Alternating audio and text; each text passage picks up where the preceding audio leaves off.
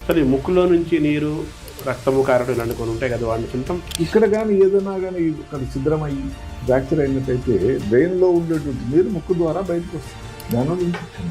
ఏమిటా బ్రెయిన్కి వచ్చే ఇన్ఫెక్షన్ మెనింజైటిస్.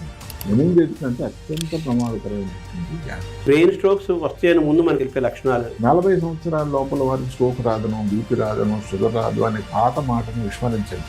ఇలాంటి లక్షణాలు కానీ ఉండేటట్టయితే ఎప్పుడు చూసినా కానీ ఒక ఏదో నీరసంగా, ఒక డ్రౌజీగా కనిపిస్తూ ఉంటారు. దీనిని ఒక నరాలకు సంబంధించిన వ్యాధిగా వాళ్ళు పరిగణించారు. అంటే ఒత్తిడి వస్తుందా, తెచ్చుకుంటున్నారు.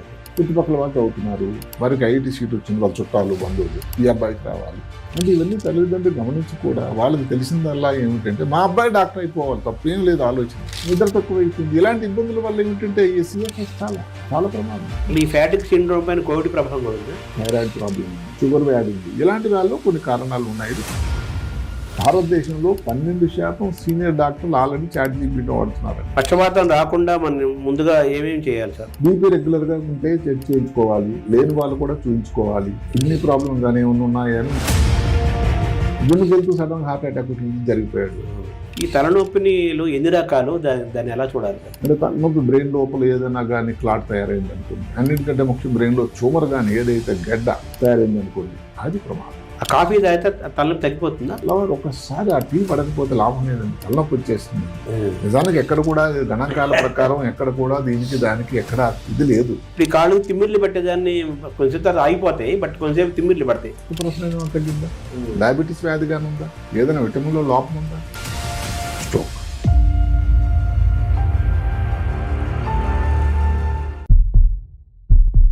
ముక్కులో నుంచి నీరు, రక్తము కారడం ఇలాంటి కొన్ని ఉంటాయి కదా, వాడిని సిమ్టమ్, వాటిని ఏమంటారు? మెదడుకి ఏమైనా ప్రాబ్లం ఉందా? అంటే ముక్కులో నీరు అన్నది ముక్కుకి మెదడుకి భగవంతుడు అమర్చినటువంటి ఒక చిన్న బోనేనండి మధ్యలో. అంటే కొన్ని మిల్లీమీటర్ల తేడా అంతే.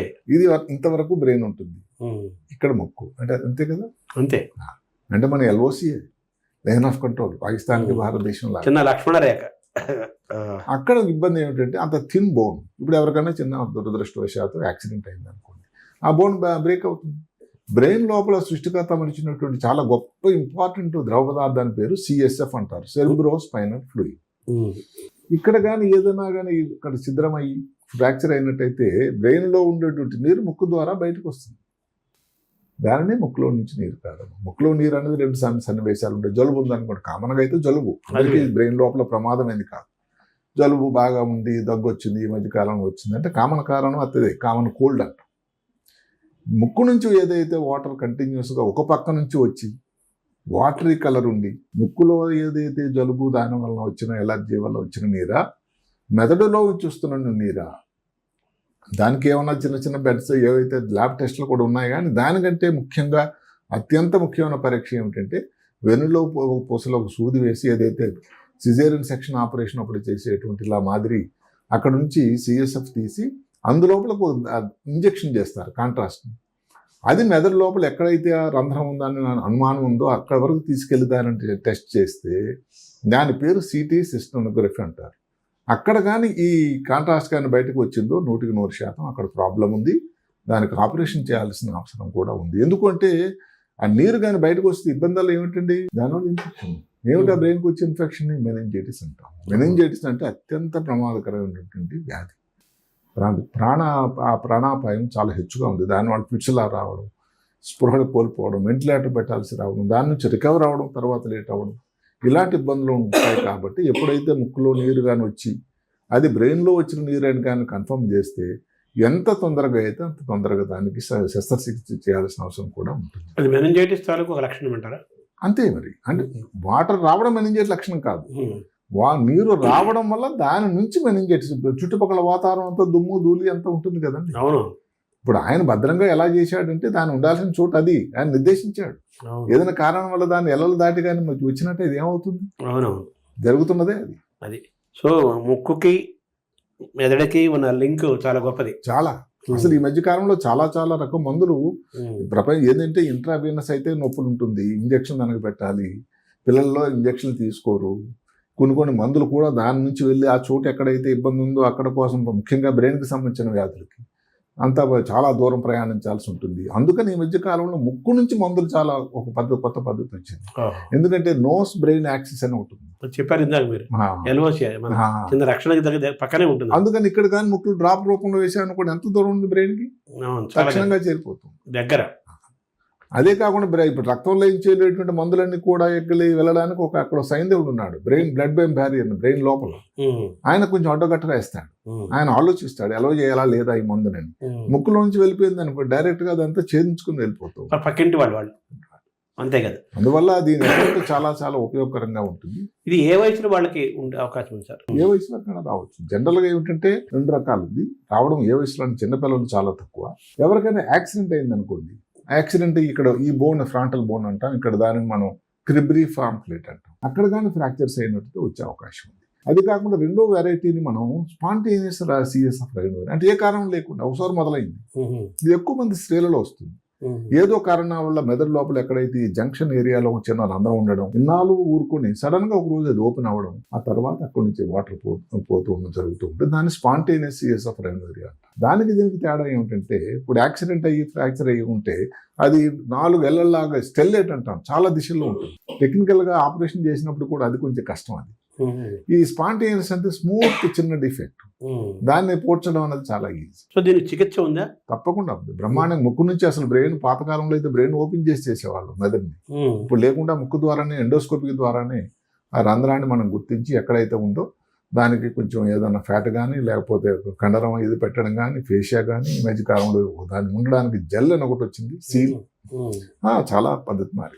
అంటే సర్జరీ కంపల్సరీ చేయాలా, మామూలుగా మందులు దీని ద్వారా నివారణ లేదు? ఒక్కసారి కానీ సీరియస్ అవ్వటే నీరు వస్తున్న నీరు అనేది సెరిబ్రోస్పైనల్ ఫ్లూయిడ్ అని, దానికి కారణభూతమైన అక్కడ రంధ్రం ఏదో ఉంది డిఫెక్ట్ అని ఉంటే దానికి సర్జరీ అనేది తప్ప మందులు లేవు.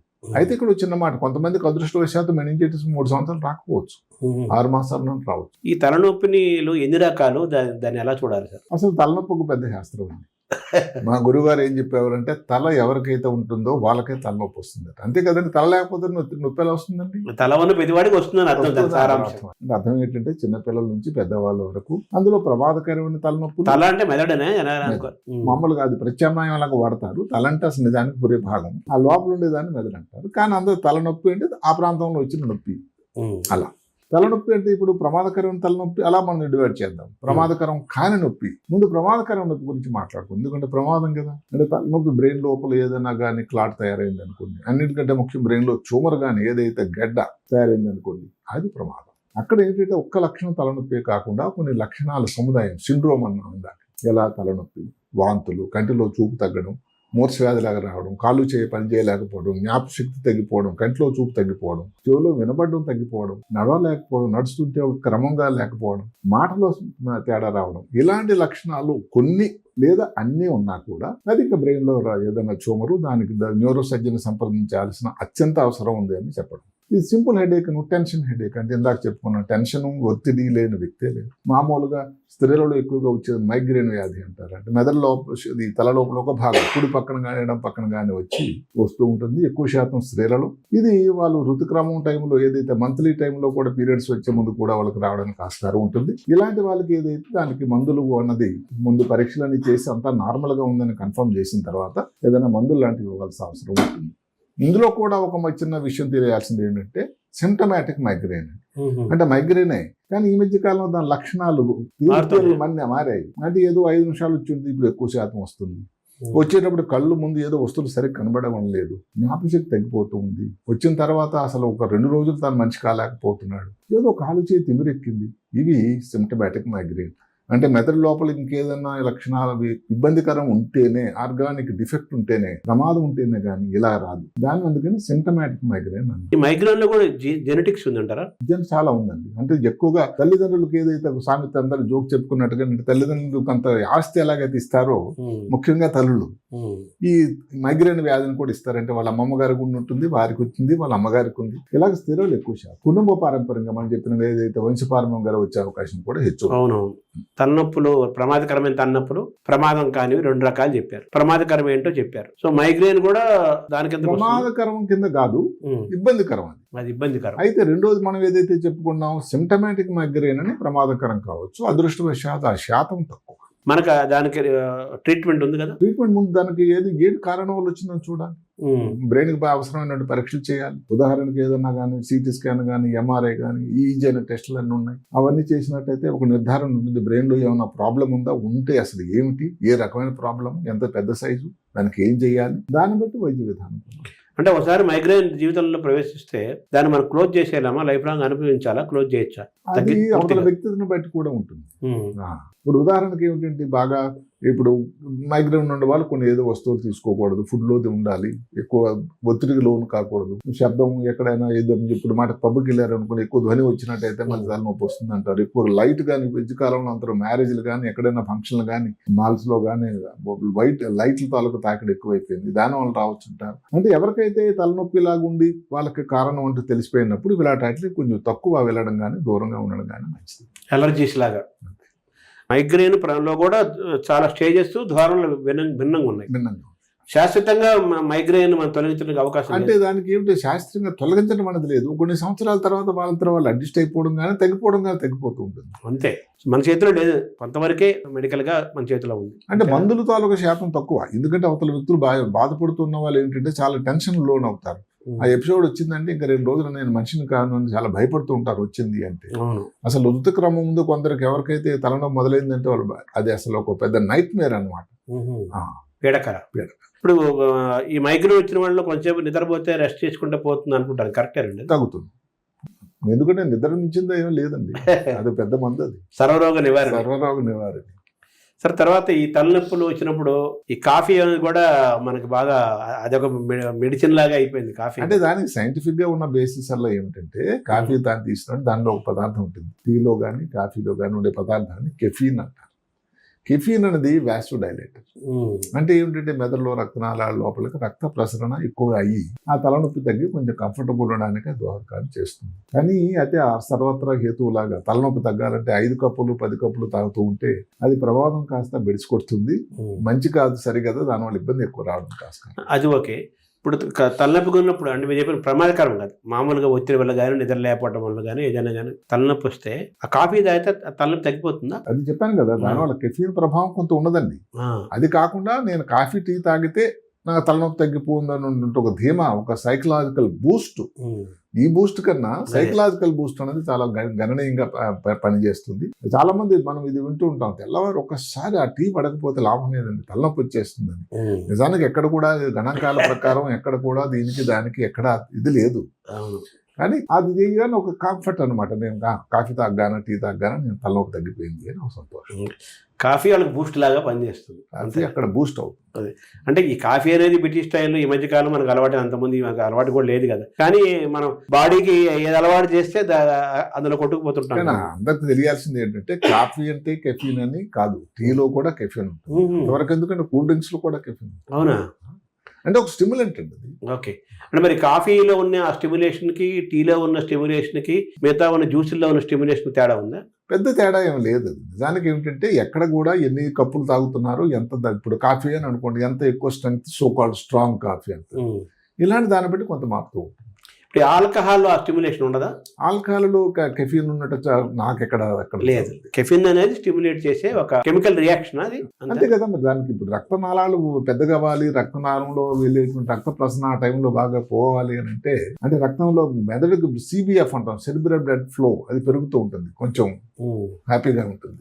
నరాల బలహీనత అనేది బాగా వినిపించే మాట, చిన్నప్పుడు బోర్డు కూడా కనిపిస్తుంటాయి. అంటే ఈ నరాల బలహీనత రకరకాల. ఇప్పుడు అందులో నాకు లాక్కండి నరాల బలహీనత ఏంటంటే వారు పెట్టే బోర్డులో అది అంటున్నా, ఆ సబ్జెక్ట్ వేరే ఉంటుంది. కానీ నరాల బలహీనత అనేది ఒక ఇబ్బందే, అది చాలా జనరలైజ్డ్ ఇబ్బంది.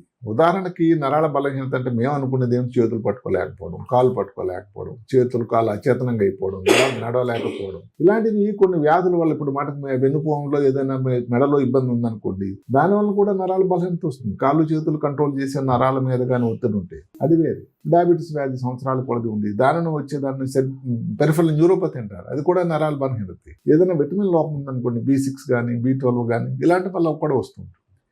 అదే ఇలాంటి దానిలో వచ్చేదాన్ని ఒక నిర్దిష్టంగా డాక్టర్ గారు పరీక్ష చేసినప్పుడు చేతుల్లో కాళ్ళలో కొన్ని బలం తగ్గడం కానీ, లేకపోతే కొన్ని టెస్టులు ఉంటాయి, ఇంకా సెన్సరీ స్పర్శ కానీ, లేకపోతే మనం ఈ కొట్టడం ఒకటి ఉంటుంది, జెర్క్స్ ఎలిసిట్ చేయడం అని. ఇలాంటివన్నీ చూస్తుంటే తేడాగా ఉన్నట్టయితే నరాల బలహీనత. నరాల బలహీనత చాలా కామన్ గా అందరూ జనరల్ గా వాడేటువంటి ఒక మాట.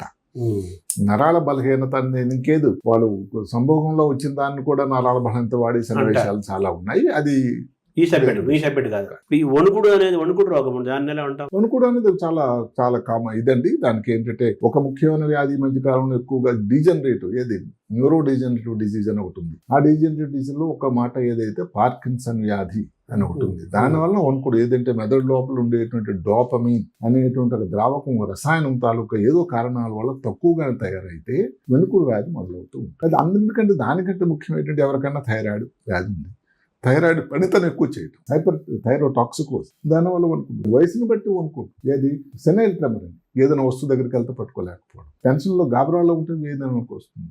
ఆల్కహాలిక్ ట్రెమర్, ఎందుకంటే ఆల్కహాల్ సెర్బోల్పతి అంటే ఏంటంటే బ్రెయిన్ లోపల ఆల్కహాల్ తాలూకా ప్రభావం. లివర్ లో హెపాటిక్ ఎన్సెఫలోపతి అని అంటారు. అంటే ఏంటి, లివర్ మద్యం సేవించడం వల్ల లివర్ మీద డ్యామేజ్ అయ్యి లివర్ తాలూకా ప్రభావం ఏదైతే బ్రెయిన్ లో కన్నెక్కి పొడ చూపితే వచ్చేదాన్ని ఎన్సెఫలోపతి. అది హెపాటిక్ ఎన్సెఫలోపతి. అది జనరల్ గా కారణం మద్యం సేవించడం. అంటే వణుకుడు నథింగ్ బట్ పార్కిన్సన్ కాదు, వణుకుడు అన్ని కూడా పార్కిన్సన్ కాదు. వణుకుడు అన్నది పార్కిన్సన్ లో ఒక లక్షణం. వణుకుడు అంటే చేతులు వణకడం అండి, ఏదైనా వస్తువులు పట్టుకున్నప్పుడు కానీ లేకుండా కానీ. ప్రెమరెట్ రెస్ట్ అని కూడా అంటాం, ఏ పని కూడా చేయనప్పుడు కూడా కంటిన్యూస్గా వణకడం. ఇలాంటి కొంత దాని ఒక లక్షణమే కాకుండా మిగతా లక్షణాల సముదాయాన్ని బట్టి ఏ వ్యాధి అని మేము నిర్ధారణ చేస్తాం. ఇప్పుడు ఈ కాళ్ళు తిమ్మిర్లు పట్టేదాన్ని కొంచెం తర్వాత ఆగిపోతాయి, బట్ కొంచెంసేపు తిమ్మిర్లు పడతాయి. అది ఏ కారణం వల్ల ఉంది అని అంతే. రక్తనాళాల ప్రసరణ, రక్త ప్రసరణ ఏమైనా తగ్గిందా, డయాబెటీస్ వ్యాధిగానే ఉందా, ఏదైనా విటమిన్లో లోపం ఉందా? మామూలుగా కాళ్ళ మీద కాలు వేసుకుని ఒక 5 నిమిషాల తర్వాత తిమ్మిరుని మళ్ళీ కాళ్ళు బదిలిస్తే తగ్గిపోవడం వేరు.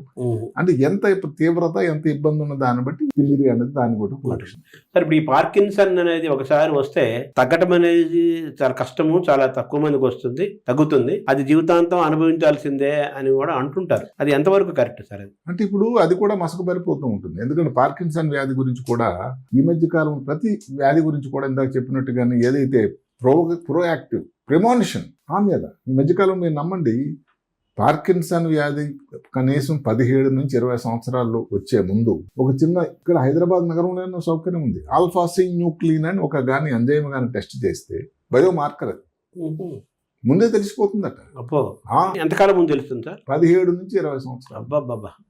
అలాగే ఆల్జిమర్స్ వ్యాధిని రాకముందు ఎలాంటి ఒక బయోమార్కర్ చేస్తే ఒక 15 సంవత్సరాల ముందు తీసుకుంటుంది. ఇప్పుడు అలాగే జన్యుపరంగా టెస్ట్లు వచ్చాయి, జెనెటిక్ టెస్టింగ్, ఎవరెవరికి వచ్చేదానికి ఆస్కారం. అంటే పద్ధతులు మారుతున్నాయండి, జీవితాంతం ఇంకా లేదు. ఇప్పుడు మాటకు రాకముందు వాళ్ళ ఇంటి దగ్గర ఎవరికో ఉంది, తల్లిదండ్రులకు ఉంది, ఈయన కూడా ఏదో అనుమానంగా ఉంది, ఆయన చేసే ఉద్యోగం ఆడలేదు, పెయింటర్ ఇంకెక్కడైనా ఉన్నాడు. ఇలాగ ఉండేటట్టయితే పార్కిన్సన్ రావడానికి ఆస్కారం ఉంది అని ఒక అనుమానం వచ్చి కానీ టెస్ట్ చేయించుకుని దాన్ని బట్టే మందులు తయారు చేయొచ్చుగా, అప్పుడు జీవితాంతం ఉండడానికి ఆస్కారం ఉంటుంది.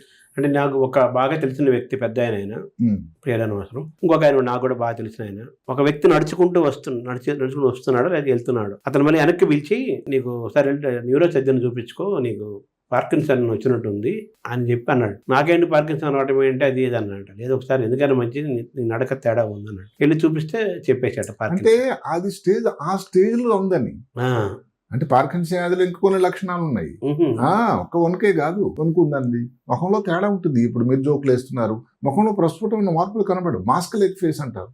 ఆయన ఏమిటంటే అచేతనంగా ఉంటాడు, అంత మంచి జోక్ వేసినా కూడా లేదు, ఇబ్బంది ఏదో అవుతుంది, సినిమా ఏదో చూస్తున్నారు, సీరియల్ ఏదో చూస్తున్నారు, ఏదో కోపం అయింది, దాంట్లో కానీ ముఖంలో కలవలు కనబడాలి కదా, ఆ భావోద్వేగాలు కనబడ వాళ్ళు. హ్యాండ్ రైటింగ్ స్లో అయిపోతూ ఉంటుంది, అక్షరాలు చిన్నగా అయిపోతాయి, మైక్రోగ్రఫీ అంటారు. అసలు బటన్ తీసుకోవడం అయితే కొంత గగనం, ఎవరో వస్తున్న సహాయం చేయాలి. ఇలాంటి లక్షణాలు ఏమున్నా కానీ అవి డెఫినెట్ గా పార్కిన్సన్ వ్యాధి అవ్వడానికి ఆస్కారం ఉంది అని మనం.